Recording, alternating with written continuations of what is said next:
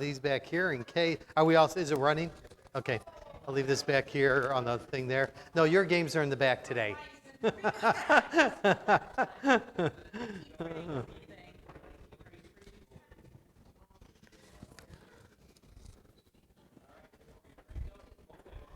All righty. Well, you think they'd be able to play outside by now. You know, last year the teens were playing outside, and now they can't even play outside. Yes. I had this book all set aside to bring here tonight because I like to show you some of the books that I read that are such great help, because if you like what I say, it's not because I know it.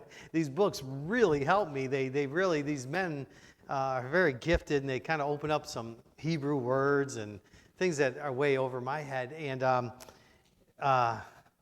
it's embracing something. I can't think of the name of it, but it's Dr. Yagley is out of Bob Jones University. He's in their seminary, and he teaches there. I think he's retired now.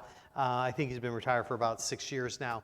And he's an excellent, excellent writer. He has another book called More Like the Master, and I really highly recommend that too. I'll bring the books next week, and so you can see them. Every time I read him, I learn so much. He takes a word like the word glory. He just taught on one of More Like the Master. He's talking about God's glory, and he said glory in the Hebrew means weight. And so then he took us to, well, I wasn't with him, but I was reading his book. He took us over to where Eli, remember the high priest, and he fell off of the bench, right? And he broke his neck, and he was heavy, right? That is the same word as glory. So glory is heavy. It's a value of it is very, very heavy. And so, you have to see the Hebrew word and how he tied it all together. And it was such a help. And he's just very, very good at explaining things. And he was excellent in this. I read it about 4 or 5 years ago, and I kind of thumbed through it again. And it is a very good of understanding Ecclesiastes. I have noticed, and maybe you have and maybe you haven't, is that a lot of times we have a preconceived notion about a book. And it is really good to read and really find out, because Ecclesiastes can be just a book about a time to cry, a time to this, a time to that, a time to this, but it's so much more than that. And a lot of times, if we haven't studied it ourselves, that's all we think it is. And so I hope tonight will be good. We'll open up in prayer. Father, thank you for the Lord Jesus Christ. And Lord, thank you for the book of Ecclesiastes, but not only that, but just the Bible in general, just the depth of it, the way that it just so weaves together the major theme. Even though we learn about people and we understand things about people's lives, it still is all pointing towards the coming Messiah and the gift of eternal life and the restorer of authority through your Son, Jesus Christ. So, Father, thank you for the Scriptures. They're such a big help, and they really help us to understand life. So, Father, thank you now, we pray in Christ's name, amen. One of my favorite chapters of Ecclesiastes is chapter 7. I really love chapter 7. And in there it says it's better to die than to be born. Now, if you just read that and you were 12 years old, you'd say, what in the world is he talking about? I got a baseball game tomorrow. I mean, how could anything get better than getting my driver's license or, all the things that are ahead of you? But you understand, as we look back at it, life is hard. There's a lot of pain. There's a lot of heartache. There's a lot of hurt. There's a lot of circumstances. There's a lot of good choices. There's a lot of bad choices. There's a lot of trials. There's a lot of tribulation. And so we understand what he says by that is just that, birth starts it all. Death for us as Christians, it finally gets us home. So death is better than birth. And but I love chapter number 7. Talks a lot about funerals. Talks a lot about feasting. Talks a lot about. It's just for me. I've really enjoyed chapter number 7. Alrighty, so understanding the book of Ecclesiastes, and how do you sum something up in a half hour of time or 35 minutes of time? So these are my thoughts, and you are welcome, of course, to jump in with your thoughts. Many of you have studied that book, maybe even taught it before, and you might have some great insight that we could share with everyone. If we were trying to boil it down and try to make it in one sentence, I always tell my daughters when they tell me a story, could you just narrow it down to one sentence? Because they tell me when they were born and how it all led up to that 13 years later, and then all the drama, and then all that, and I'm like, just tell me what's going on. So if we try to just pull this together, I just hear the conclusion of the whole matter, and that's in the last chapter, chapter number 12. And he finally gets to the conclusion of the whole matter, but if you open that up, then you get chapters 1 through 11 to get there. And so hopefully that will be one that will help us to kind of pull our thoughts together. When you open up the book of Ecclesiastes, you might say to yourself, hear the conclusion of the whole matter. The bottom line is found in Ecclesiastes 12, the last 2 verses. Even if you don't read the whole book, you can still get to that point there, and he says, hey, listen, this is the bottom line. And so hopefully we can draw that out of there. And then just in there, there's just so many good things that it's not good for us to hear a matter that we don't need to hear. And I'm not against Facebook, but I am against that. If it's used in the wrong way, it's hurtful. It really is. It's not hurtful in the sense of putting pictures in there, all the grandbabies and family information, and seeing, and seeing what the family's doing and so on, especially if they live far away from you. It's kind of a nice little way to stay in touch with them. But he also warns, and I don't think there was Facebook when he wrote this. Maybe there was, I don't think so. But he was saying, listen, it's not good for you to get involved in matters that there's no reason for you to be involved in them, just to know them. It's actually dangerous and hurtful. And so there's just so many things there just from him there. So why? Can you explain, any of you in here, how the bones of a baby are formed in the womb? How can you explain that? How can you put that all together? There's just so much wisdom in there. And of course, we all know some of the, hey, you know what? Are you staying in here? There's an outline right there on the back table right there. There is a time to die, a time to mourn, right? Time to live, time to war. Those are just wonderful, wonderful sayings because we all understand those. And are they not true? I think if you read Ecclesiastes and you take time to read it through a few times, you'll find that there isn't anything in there that I read that I say, no, it's just so common sense. It's so, especially if you're a little bit older. If you're young, I think you might struggle with some of the things in there. But as being older and living this path and this journey a little bit, you look at it and you say, oh my goodness, this guy's right on. So how do we live underneath the sun and do it right? And that's really Solomon's journey, is to figure that out. And he had the means and the ability to do that. We all couldn't do that, to just sample everything. And he comes to the same bottom line that's the theme of the whole scriptures.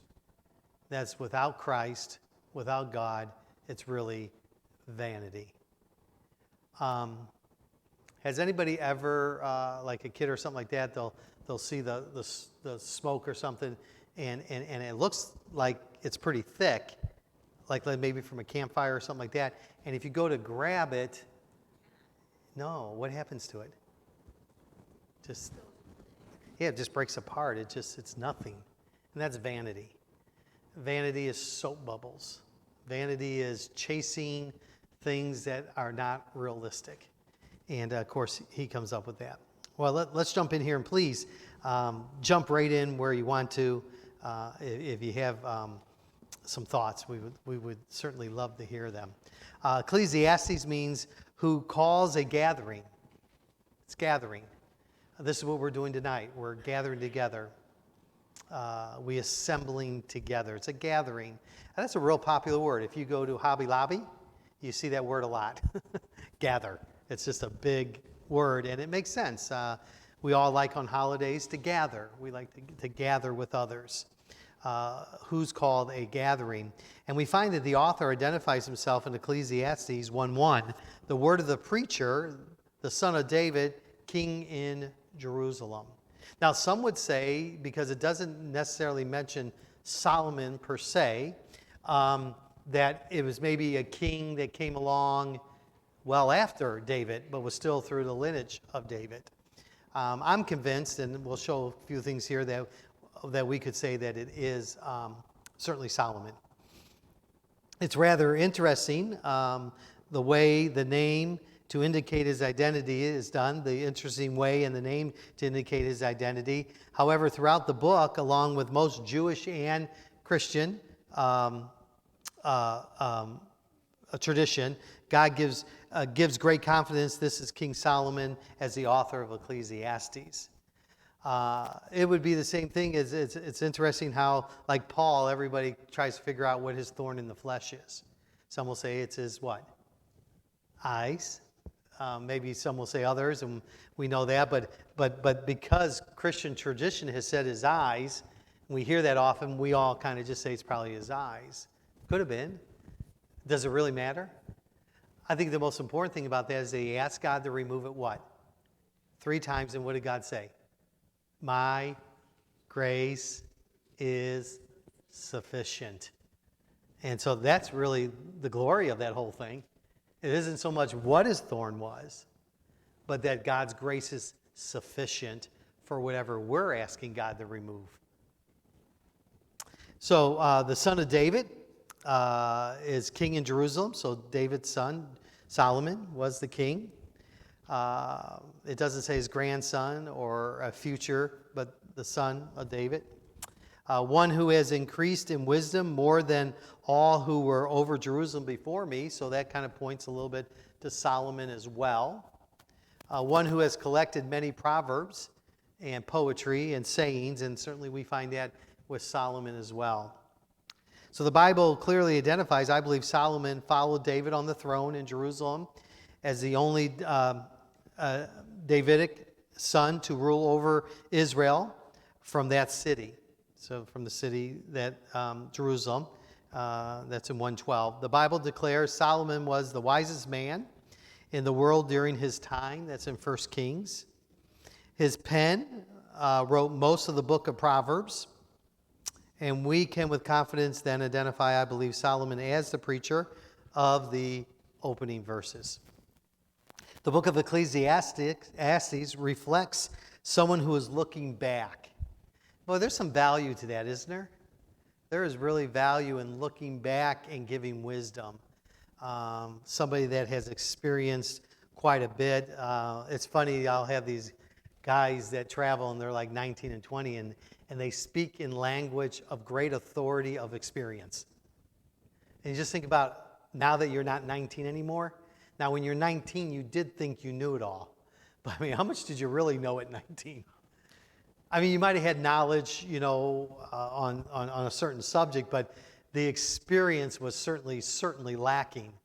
And so from Solomon, we're looking back at somebody that had a life that was long on experience but short on obedience. He did have moments of obedience, of course. Solomon's position allowed him to have the opportunity and the resources to pursue the rewards of wisdom, pleasure, and work. Evidently, being king, he could follow certain things that we couldn't. Some of you have to get up tomorrow morning and be at work at 8 o'clock, or some of you have responsibility with children, and you just can't take off for 2 weeks and get involved in something or go down a rabbit trail. There's greater responsibilities, but Solomon, evidently, with the resources he had, he was able to. And Solomon looks back upon his life. He is troubled and weary, giving us a mindset on his folly with regret and giving us wisdom that our own life should be lived in light of God's direction and purpose. So instead of us doing everything that Solomon had to do, we could come already to the conclusion of the conclusion of the whole matter is what? It's got to center around God. It's all about the Lord. It's all vanity. Pursuing your education, pursuing work, pursuing yourself to be better, pursuing those things all have value. Cleaning your house, taking care of your children, organizing your cabinets, putting gas in your car are not vanity when they're done on dependence on God. On dependence, they're very, very important. They're very, very important. But when we just get out there and we just try to get everything for ourselves, for personal gain, personal gain and so on, that is what Solomon is saying is vanity. Vanity. So believe it or not, getting up tomorrow and brushing your teeth has value in it. Now, we see this also in the book of Isaiah, where it says the plowing of the field is what? Is wicked, because there's no faith. So without faith, it's impossible to please God. So everything that we do outside of God is really just a waste of time. It's going to go nowhere. And Solomon is trying to say that you can build all the kingdoms you want, but you give it off to your sons or you give them off to your associates, and you don't know what's going to happen anyways because you're going to be gone. And so build everything for God's glory. Put all your treasure. You quoted this verse. I don't remember when you did, about the rust. Didn't you mention that recently? About the rust and the thieves break in and take those things. But we want to put our treasures in the Lord for His glory and His honor. So guess what? Everything you do tomorrow with a mindset of total dependence on the Lord is valuable. Is valuable. It's valuable. It's important. It is needed for sure. That helps us because isn't life kind of mundane? Would you agree with this statement? 90% of what we do every day is pretty much the same as it was the day before, right? I mean, just think about it. You get up, put your shoes on, get your clothes out of the closet, or it's wash day, or it's work day, or whatever it is. A lot of that's routine. And then 10% is you never know. There's like that factor in there that kind of surprises you, a phone call, and you got to stop at the store on the way home, or, whatever that might be that you need to do. You have a doctor's appointment that day, but really life is pretty routine. And so it would be vanity if routine didn't matter, but it does matter to God. And your life is important. And all these things that you're doing day in and day out by faith is rewardable and important. And don't let anybody tell you any different. Your life really does matter. Every decision you make and your faithfulness, because what does the Bible say? It is required of a steward to be found what? Faithful. So just be faithful, and that's important. It would be difficult, it might be kind of exciting if it was 90% unknown and 10% known. It'd be quite a roller coaster ride every day. I don't know if we could make it. If you do not have order in your life, it probably is 90-10. Order is a very important word in the Bible. God is a God of order, decently and in order, and our lives ought to be orderly so that 90% of our life is pretty routine. And then, of course, those things that do come into our life. So he's looking back, and then Ecclesiastes mimics real life with all its circumstances. So when you read it, you say, oh my goodness, is that not true? I mean, a time to cry and a time to get excited and a time to rejoice and babies and life and all that. You just read it and you say, oh my goodness, this is just so real. All these things here are just so alive. Book of Ecclesiastes is such a powerful, real example of life. It's a journey from one stage of life to the next. Some of you are in a different stage than you were 10 years ago. Some of you are in still the stage of raising kids, and some of you now have hit retirement. These are all new stages as they come in life, and it's all hit in the book of Ecclesiastes. It even talks about when you can't sleep at night anymore, and the crickets bother you, and how you have to get up early in the morning and you go to bed early, and talks about your hair changing colors, and it talks about your eyes not being able to see like they used to see. I mean, it just covers everything in the stage of life, and it gives an answer to how to overcome those as well. So, it kind of mimics life. Solomon's thesis is presented to us right out of the gate. Vanity of what? Is that not such a popular thing? I mean, if you knew nothing else about Ecclesiastes, you might say, vanity of vanities. That's where he jumps right out of the gate with that. Actually, you could read the first 2 verses and then just skip right to 12 and read the last 2 verses. Because basically everything that's going to happen in between there, he's explaining he has tried it and it's vanity. All is vanity outside of God. Everything is vanity when you heap it upon self. Self is very dangerous. Self is very in the front. Self always promotes the wrong things. 26 letters in the alphabet, and I is the most dangerous. There's no help. If you take the word life, L-I-F-E, and you get rid of the L and the F and the E, because God wants us to have life abundantly, and so Satan tries to take away the abundant and just leaves one letter, I. And when we get to I, we're very, very selfish Christians. So he starts right out of the gate. He indicates the human response to life is utterly futile and meaninglessly. But we know it's not, because if it's by faith, right? We know that in 11:6, Hebrews 11:6. For without faith it is impossible to please God. It's impossible. So anything outside there, then your life is meaningless. It really is. It's a waste. It's wood. Whoops. I forgot to put my phone on silent here. It'd be wood, hay, and stubble. Let me turn this off. Wood, hay, and stubble.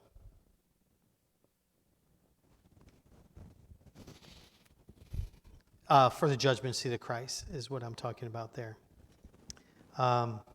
Nothing made sense because there was no one to fulfill the God-shaped hole we all have. We have this little, we're using it this year. We have a rotation at Neighborhood Bible Time when we do the rallies with the kids where it's a 6-year rotation. And this year happens to be the one where there's a picture of a big heart. It's probably about this big. So it's a nice big heart. And you kind of put it on a flannel board. I know we don't use flannel boards very much anymore. But you kind of put it on there, and then there's all these things that attach to the heart that mimic the heart. And it's pleasure. It's all these type of things that are self-seeking.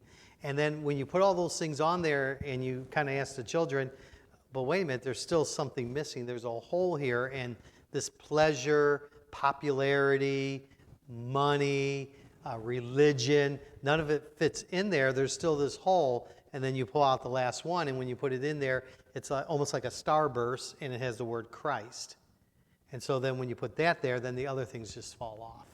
Because Christ is the only one that can fill the God-shaped hole we have, not only for salvation, but also for life. Life. What would be the sense of coming to Christ in faith, and then that's it? Then you live your own life. It would be so unfulfilling. But Christ says that he is able to fill and give us joy and abundant joy. So nothing makes sense. Solomon could not find any remedy in pleasure, work, or intellect. There was no satisfaction. But yet that's what most of the people are chasing today, right? They're chasing that, and when they get to the end of the chase, it's going to be what? Empty. They're going to find out at the end that it was all vanity. Now, sin is pleasurable for a season. The Bible says so. So we know that for a season, but seasons pass. And just get to the end, it's almost like those dog races they have, and they have the rabbit out there in front, so the dogs are kind of chasing the rabbit. They're never going to catch it, but boy, they sure think they are. I mean, they got to be thinking, oh my goodness, I'm so close to it. But they never get in. They've been racing all their life. And that is what it's like without God as the center. Now, when God is the center, then we catch it. We catch everything because it's all worthwhile. It all makes sense. Even going to the grocery store is pleasurable when we do it by faith. So let's stop here then and just kind of bridge that here. Is that your life? Or are you chasing smoke? It looks like it's something you can grab onto, but really there's nothing in it. And you don't know how long you're going to live. Some people are so excited about retirement, and then when they get there, anything could happen in the market. Anything could happen with your health. You don't know. And so live every life by faith and put God first in your life. And that is what Solomon is certainly going to get to. That's okay. I left mine on too. So they're probably trying to get a hold of me. Said, well, I'll call Janet. She's probably at church. Satan knows everyone at church between 7 and 8:30. Be careful. Well, oh, okay. So Solomon can't find a remedy. I had a headache last night. It wasn't a bad one, just a typical one. I said, I better get up and get some. So I found the remedy. It didn't take. It covered the headache, but there's no covering. There's no remedy that satisfies but God. He's the only one that can totally satisfy us. So the answer always lies in theology. Love theology. Just fall in love with doctrine and theology. Get as much as you can. Buy truth at all costs. Sell it not. Truth has fallen in the streets. We certainly see that, but truth for us is so crucial. So buy truth, get theology. Theology, in the great theology, truth is the acknowledgement of it must be God's ever-present hand on our lives. Must be. Even when it's difficult. There's still that peace that passeth all understanding, even when we can't figure out why is this happening to me, or why is this going on, or what is it? There's just that peace he gives you. So when injustice and uncertainty threatens to overwhelm us, we can trust him and follow after him, knowing he's in control of all the circumstances that we are facing. Now, I doubt if anybody could raise their hand on this. I doubt it. But is anybody dealing with any circumstances in life? Nobody. One, Pam and me, and two. And man, it's like every day. There's just a new circumstance or something. We're just always dealing with it. And it's good to know that God is not a God of circumstances, but of what? Sovereignty. He doesn't get caught up in the circumstances. He's a God of sovereignty. We see circumstances and allow them to overwhelm us. But we got to remember, God's in control. And when we face the unknown, he's already there. So the meaningless of life apart from God, that's where we drill down to. One of the key verses, and of course you might have your favorite verse in Ecclesiastes. There's so many that you could pull out, and maybe, I don't know if anybody has one that they really like, or a chapter, or you can paraphrase it. You don't have to know it exact, but is there anything in Ecclesiastes that you say, hey, I really kind of like this chapter, or I like this verse? Yeah, Pam.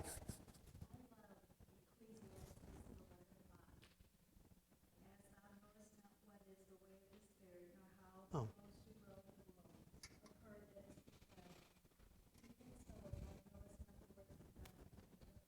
Yeah, boy. So practical. Those on live stream, she read the verse in Ecclesiastes 11:5, and you can go there and read that. It's very, very powerful. And when you read it, you say, oh my goodness, is that not true? That whole thing starting in 11:1 all the way through there, it says, cast your bread upon the water, because thou knowest not what will bring forth, will bring back. And so it talks about investing and working, because we work every day, we sow every day, because we don't know when the return will come. So we plan for the future. You're planting in your children, especially those of you that are your kids at home. You're planting in them. You know that it's not going to bring forth fruit yet, but it will. it will as they get older. And so the sowing is worth it. And Ecclesiastes 11, at the beginning there, the first 3 or 4 verses are certainly about that in the sense. I picked Ecclesiastes 2:11. You could pick anything you wanted, of course. Then I looked on all the works that my hands had wrought, and the labor that I had labored to do, and behold, all was vanity and vexation of spirit, and there was no profit under the sun. We have a MBT Bible trick where we talk about vanity, and so we take out soap bubbles, and of course the kids get excited right away. If I got it out, you would get excited too. You wouldn't act like it, but you would. And as I cast the bubbles, blow them out here, all the little kids then are what? Trying to catch them or grab them or whatever, so they're all excited. And so I keep blowing them, and it's a magic trick. It's very good. It really gets the kids. And then what you have in your hand here is a thing that looks like a bubble, but it's actually solid. And so you talk about how everything is vanity. See, no matter what you're chasing, it's gonna waste away if it's your ambition. It's all about you, and you do that over and over again. And they're not really listening probably because they're looking at the bubbles. But then next time you blow it, you reach out to grab one, and when you grab it, you let that slide down into your hand. It's a very simple trick. And when you grab it, you're holding it. And and then of course you get it away right away, And they're looking, and they're like, because they're first through 4th grade or whatever, and they're just like amazed by that because you're holding it, and they've never done that. The most they've gotten it is on their palm, right? Yeah, for a second, and that's it. And then they get it, and then once they settle down, you tell them, but what you do for God lasts forever. It's not soap bubbles. Listen, that is just a simple illustration for kids, but is it not for us too? How many soap bubbles do we chase? How many times do we get up and we just do life in our own strength? How many times do we think we can figure it out and we got it all planned? And Ecclesiastes is all about trusting God in every part of our lives. So let's look at our flip side of your paper, and let's look at the introduction. Chapters 1, verses 1 through 11.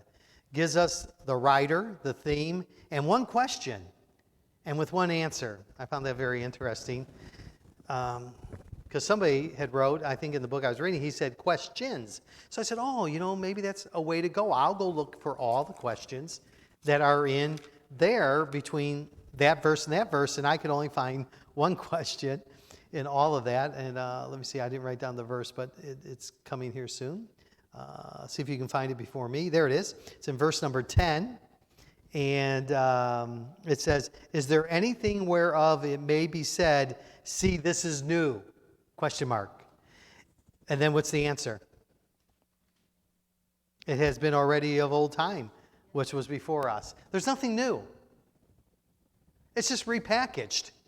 It's the same sin. The same sin in the garden is the same sin today. It's just repackaged. It's just wrapped up in the language of today. That's all. There's nothing new under the sun. There's just nothing new underneath it. And so it's all there. And so everybody thinks they're going to discover the new thing, but it's all been there. And there's with one answer, and there's plenty of illustrations. So as you read 1 through 11, you'll see plenty of illustrations as well. And the key verse is, of course, we already looked at it, chapter 1, verse 2, about the vanity of vanities. That's a key verse for that first section. And then in the next sections, there's discoveries and conclusions. I really enjoy young boys and girls about the age of Gracie. And that is a wonderful age. Maybe even a little bit young. How old is she now? Maybe even a little bit younger. Isn't it exciting when they go discovering? I watched my grandson, and you might have stories too, that he found the light switch that goes on and off. There, and he can reach it because there's a stair there starting to go up the stairs. So if he can't reach it from the ground, so he gets up on the step and that's all we saw for I don't know how long. The light in our family room going on, going off, going on. And his face, his excitement. He couldn't speak, kind of communicate to us. I would love to say, so what do you think about that? What is amazing you about this? And what's that? Oh, aren't they? They've only been on planet Earth for a couple of years. Right? That's it. Everything is, their whole life is wrapped up in the family room, in the bedroom, at their home, or the kitchen. All right, go ahead. You're going to say something?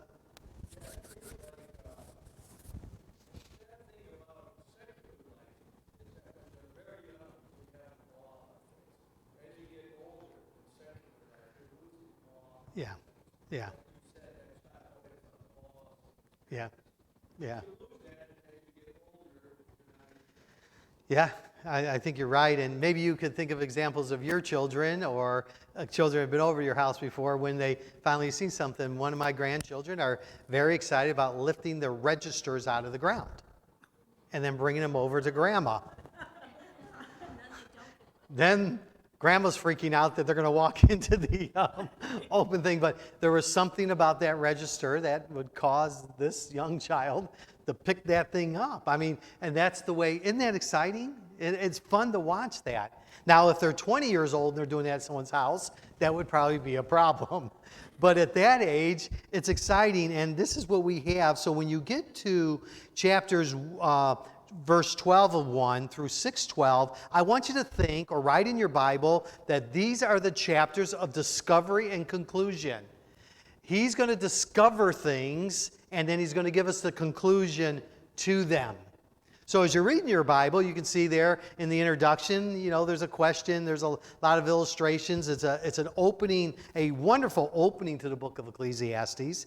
But then when you get there, you can write on the top of chapters 1:12 and 6:12, make a little note and say, I could put here, so when I get to my Bible reading here, I could say discoveries and conclusions. Discovering of Solomon's searching.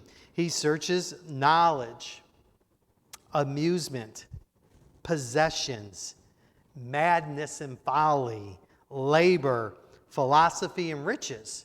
And so he studies these things out, and he comes to the conclusion, of course, it's vanity. The conclusion of Solomon's discoveries then are found in chapter 7 through 11:6. There can be no fulfillment in life apart from God. So he discovers all these things in these chapters, and then in the next set of chapters, he comes to the conclusion that it's all vanity. It's not good.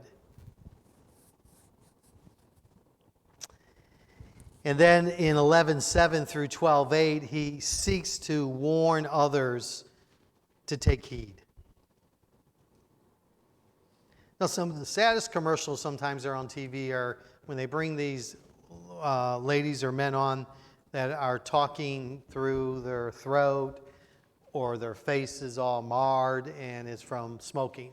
And so they'll get on there and they'll say, listen, don't do this. Don't smoke. It's not worth it. The cancer, the disease or whatever, and they try to warn you not to do that. How many people look at that and say, hey, I'm throwing my cigarettes out? I don't know. But I'm just saying that this is what he's trying to get to, is that he is trying to warn and for us to take heed in chapters 11:7 through 12:8. And he uses a little outline there. I've spoke about this here before in greater detail. And there's 3 words. There are 3 R's, so they're easy to remember. Rejoice, remove, remember. Can you say that with me? Rejoice, remove, remember. Now, I won't go into great detail, but the rejoicing, it says in 11:9, it says, rejoice, O young man, in thy youth, and let thy heart cheer thee in the days of thy youth, and walk in the ways of thine heart. It's important for our young people to dream. We shouldn't have our kids sitting in the corner saying, oh, woe is me. If I move this way, God's going to hate me. If I do this, God's hating me. No. Let them dream. Let them get out there. Let them find out what seeks their passion. And so let them rejoice. I mean, I can't imagine being around somebody like when I'm around these young guys here you'll see too, they're just happy all the time. They're happy they're eating. They're happy they're full. They're happy that they get to go to bed. They're happy that they get to go do this. They're happy that there's basketball. They're just always rejoicing, and they don't see anything as impossible. Everything is still possible. But then he also warns there in the side of the eyes, but know thou, what? That for all these things God will bring you into judgment. So there is parameters. We're not just telling go out and sow your oats.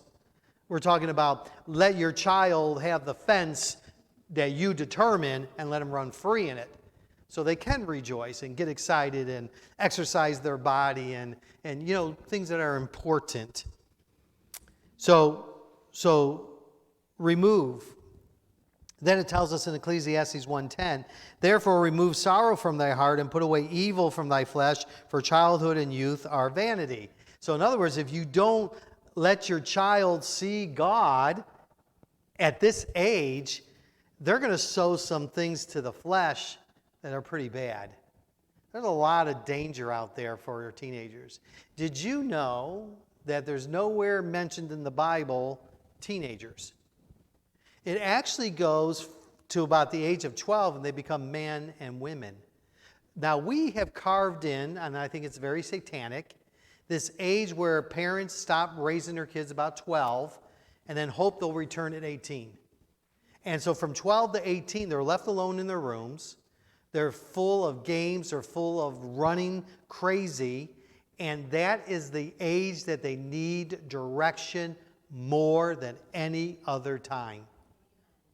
They need that direction, that constant mentoring is between that age because that's the age of the hormones, that's the age of change, that's the age of growing up. They're getting there, and this is the age they need most, but Satan has carved this little in there, and he's called it teenagers. And he's developed it into, oh, it's just normal. They're just teenagers. I've said that before, too. But not really, because this is the time that childhood and youth are vanity if they're not restricted. If they're not brought into focus. Kids at that age don't naturally focus. You have to help them focus. It'll be worth it because when they come out, they'll be a beautiful butterfly. If you let them chew their way out of the cocoon the right way. Don't help them with all this liberty. And of course, everything that's out there is designed at school and on television and on social media is to lay aside your parents and go and do whatever you want to do. That's just the prevailing thought. When we brought the families off the farm, we lost a lot.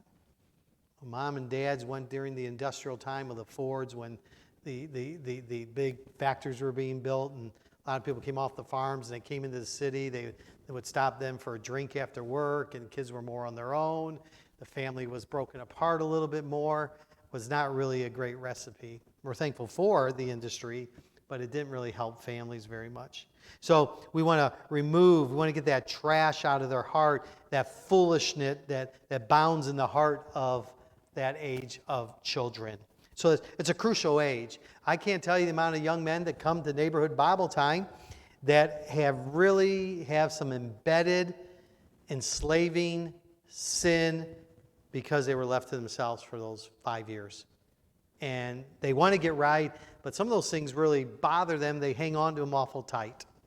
Awful tight. And then, of course, remember is Ecclesiastes 12:1. Remember now the Creator in the days of thy what? Youth. While the evil days come not, nor the years draw nigh, when thou shalt say, I have no pleasure in them. That's where it goes on. It talks about the eyes, it talks about the teeth, the dentures. It talks about not being the crickets waking you up. They even bother you. You know, when you're young, you don't hear anything at night. I mean, you sleep like there's no tomorrow. But as you get older, some of those things begin to bother you. You know, if you don't love and get to know your Creator in the days of your youth, you're going to be a bitter old man. You're going to be a bitter old woman. It's like the man that some kid hits baseball in his yard and some guy comes in and he's out there screaming at him, chasing him with his walker. You know, he's just so upset. You know, what's the big deal? But that's because you get old and the back doesn't work and the legs don't work and the eyes aren't working and there's the fear of falling and you can't get to sleep and all the bodily functions aren't working like they used to, and all that happens. But you see, if you remember God in the days of your Creator, you know that you can be renewed every day in the Spirit as the body is falling apart. Because it will.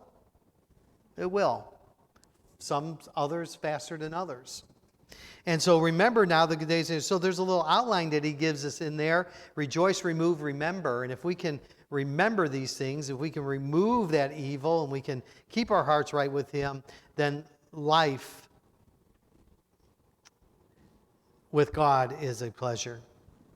So the final thoughts then, Solomon switches from the practical to the theological response. And that's found in chapters 12, 9 through 14. And I think it kind of pulls all together in Ecclesiastes 12, 13, and 14. And let us hear the conclusion of what? The whole matter. What is it? Fear God. Fear God is the beginning of what? Wisdom. And keep his commandments, for this is the whole duty of man. For God shall bring every work into judgment with every secret thing, whether it be good or whether it be evil. So there's accountability.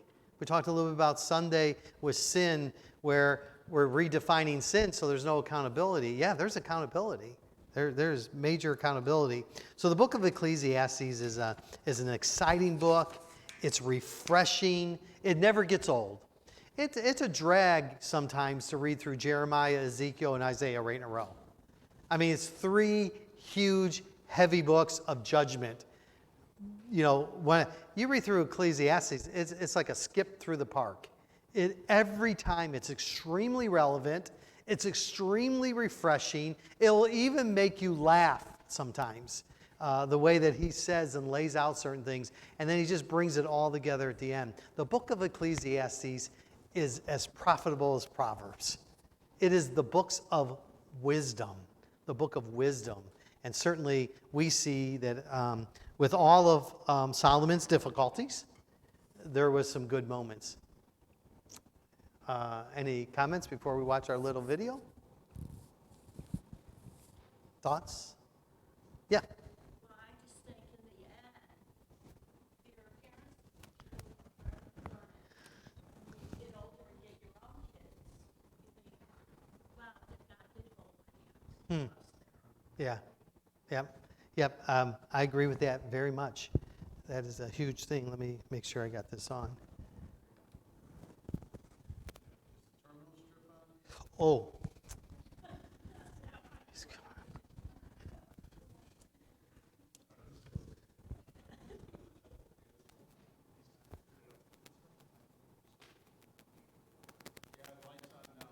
Oh, it is. Okay.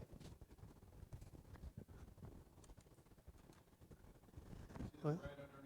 Yeah, but that should, I should get a screen should come on.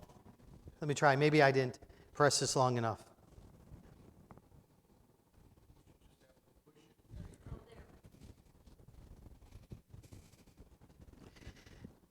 Oh, I use my fingerprint. You won't see my fingerprint. Then you'll know how to get on my computer.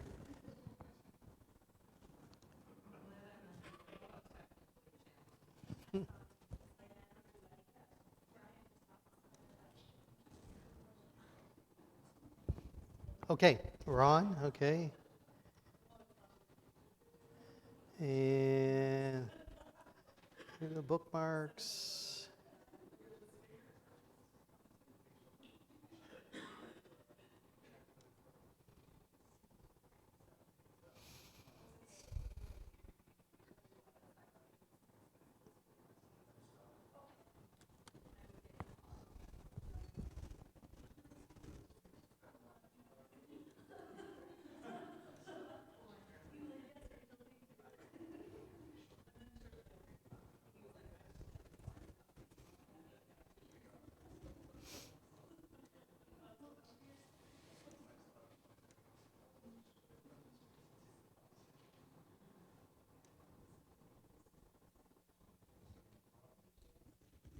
Okay, there we go.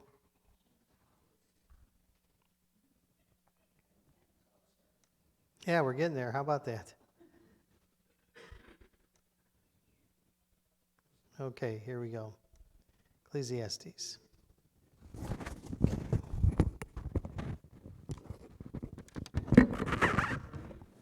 What's that? Did you make it the whole screen? Yes, I'm going to do that now.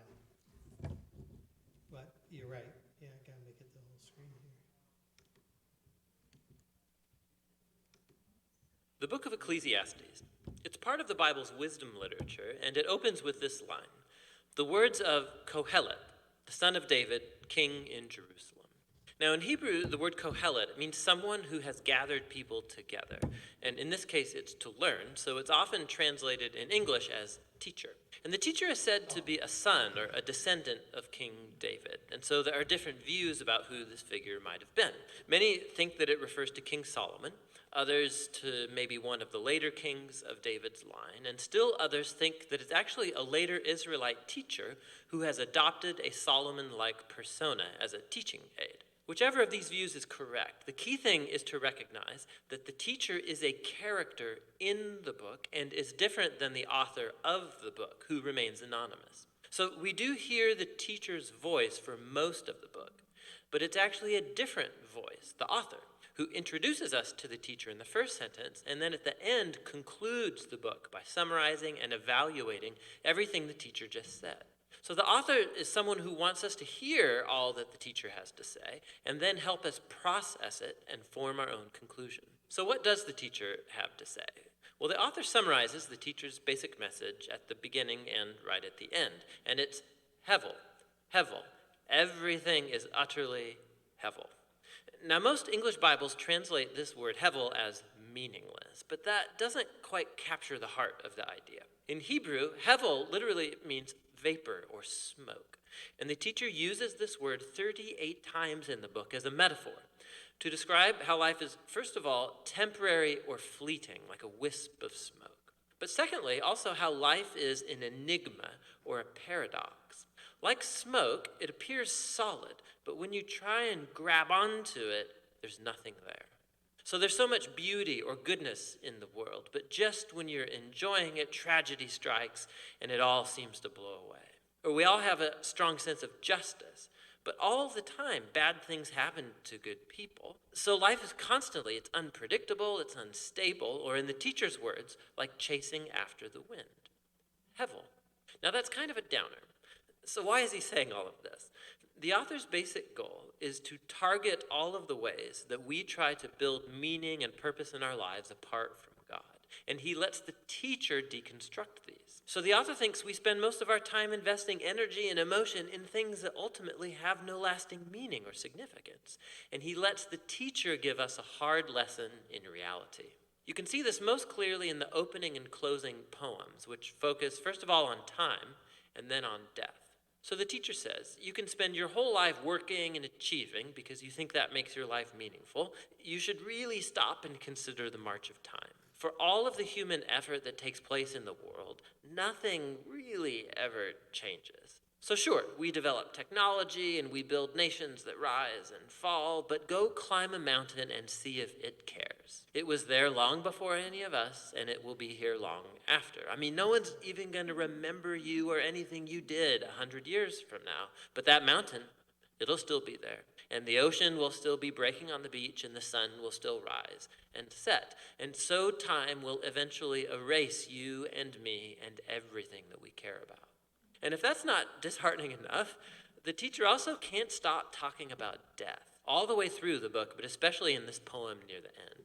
He says, death is the great equalizer, and it renders meaningless most of our daily activities. It devours the wise and the fool, the rich and the poor, no matter who you are, what you've done, good or bad, we're all going to die, and it's inescapable. So with these two ideas in hand, the teacher goes on to consider all the activities and false hopes that we invest our lives in to find meaning and significance, like wealth or career or social status or pleasure.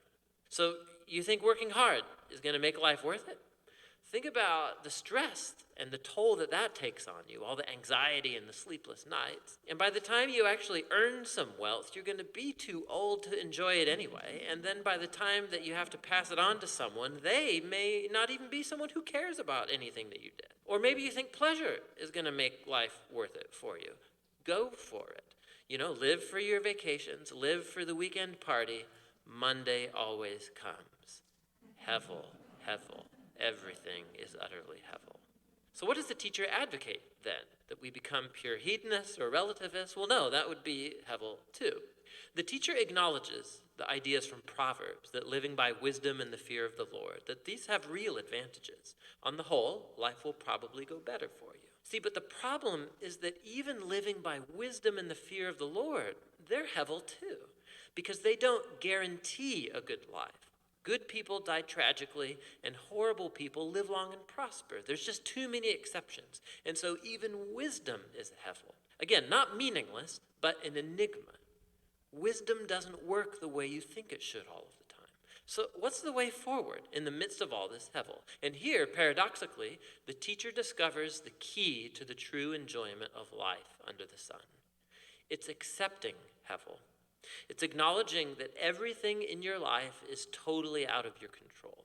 About 6 different times at some of the bleakest moments in his monologue, the teacher talks about the gift of God, which is the enjoyment of simple, good things in life, like friendship or family, a good meal or a sunny day. You can't control these things. You're certainly not guaranteed them, but that's their beauty. When I come to adopt a posture of total trust in God, it frees me to simply enjoy my life as I actually experience it, not as I think it ought to be. Because even my expectations about what life ought to be are ultimately hevel.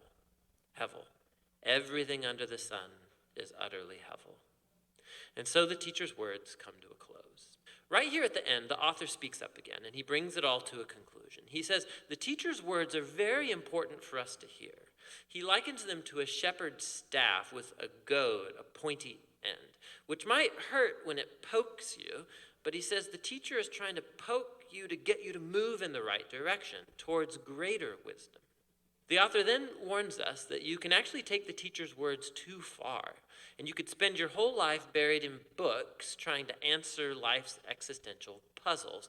Don't try, he says. You'll never get there. And so instead, the author offers his own conclusion, and it's this: fear God and keep his commandments. This is the whole duty of humans, for God will bring every deed into judgment, every hidden thing, whether good or evil.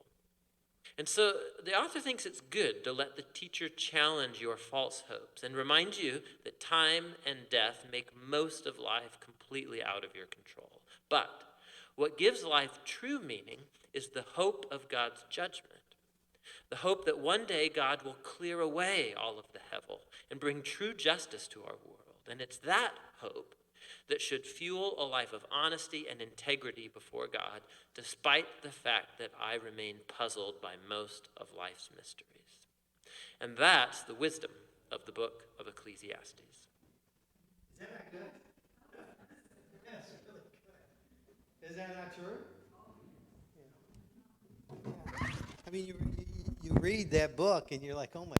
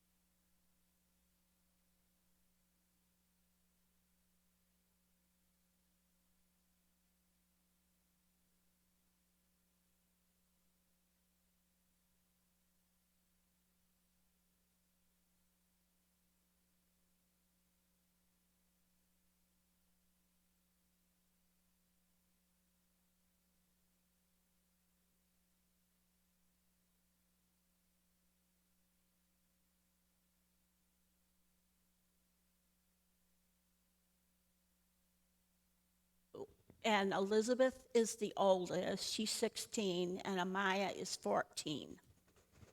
But my prayer request, I pray for them all the time, but my prayer request is Amaya's, well, a while back, she got bit by a cat. And they're not sure, her nerves she's having a lot of nerve pain. And her hands are shaking. And she's only 14. So just keep her in your prayers. They're sweet girls, and we appreciate when they come Yes. here. And then also for Ava. I'm sorry. What? Oh, what did she have? I didn't know. She had a shot in her back done for the. My wife. Oh, when you said Jensen. I said Johnson. Oh, you said Johnson. You said Jensen. I was thinking Gary Johnson's wife. That's what I was thinking. Yes, that was today, and of course that was just the hopeful of maybe having to do even a greater work, right? Yeah. I'm sorry. I thought you said Jensen. That's why I don't hear real well sometimes. Yeah. So I got mixed up there. So I'm thinking, oh, I didn't know Gary's wife had that procedure. And then also Ava's still struggling. Her blood pressure dropped really low today, and fortunately they were at the doctor, and so she was having one of those moments, and so Eve ran and got the nurse right away and said, take her blood, check her out right now, because they haven't been able to mimic it. When she's at the doctor, she's fine, and her blood pressure dropped down to 90 on the top number and something else, but then it popped back up a little bit. So they don't know. They think it could be maybe she might have a sugar problem, maybe glucose. They're checking everything. So pray for Ava. There's also, you may know of her, I don't know her name is Maya. I think they spell it M-A-Y-A. She had second heart transplant. Oh. She's under 10. Oh, yeah. She made it on the time, I'm not sure, Okay. but I pray for her. Yeah. Yeah. And I'm not sure if they're saved. I don't know anything about her. Yes, go ahead. Well, she was taken to the hospital, and on Sunday over to, or she went to the hospital, and then I don't know much about sugar, but those of you who have diabetes, these numbers might make sense to you. Her number was 600. And she's not a diabetic, but because of some of the drugs she's taken, it was causing this spiking, I guess, from steroids or something. I'm not really sure how that all works. So they were able to get it down to 300, which is not good, but it's much better than the 600. And because 400 is dangerous, is a really dangerous line. So she was there today, and she said that she thought she'd be there another day. She called me. She goes, I'm going to be here at least another day or two. And I was glad, because she needs to have care. And then all of a sudden she called me a half hour later, and she said, they're telling me to go home. She goes, so they're wheeling me out. So we drove over to follow her home to drive. I mean, she's weak, she's out of breath. And then, so, I'm really worried about her tonight, because if that thing spikes and, no one's there and so on. So be praying for her. Yeah, she's really going through it here. Plus, the cancer's very aggressive, and it's all through her back. And so there's just a lot of pain, a lot of things going on. And so just pray, right? And we'll help her where we can. We're trying to help her as best we can, but she really needs to be on their full. That's why I was so glad when she said I'm going to be in the hospital for another couple of days. I said to my wife, "Oh, this is great," because then you don't worry about her at night, because she's, there at the doctor's. And she said she can't explain why the grade changed. She said they had come in and said, "Oh, there's no way you can go." So when they checked her out, her glucose, is that what it's called? Am I using the right terms? Was 397. Well, that's right there at the 400 border. So they sent her home, and she said, well, they told her gave her a prescription to get a little kit that lasts for 3 days, and she's never taken it herself. So she's got to try to read the instructions and figure it out.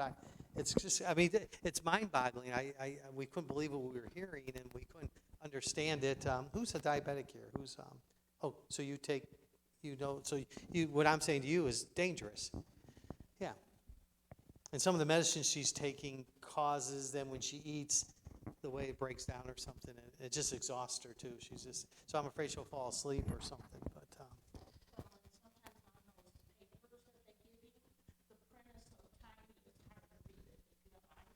yeah. So, okay, so, I have her number if you guys want to call her.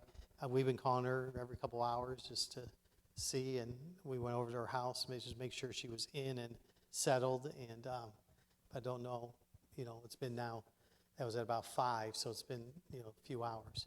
So hopefully she was able to get what she needed from the pharmacy here in town. Okay, well, enjoy some fellowship and make most of the time like we just learned today, and enjoy one another. All righty, okay, thank you.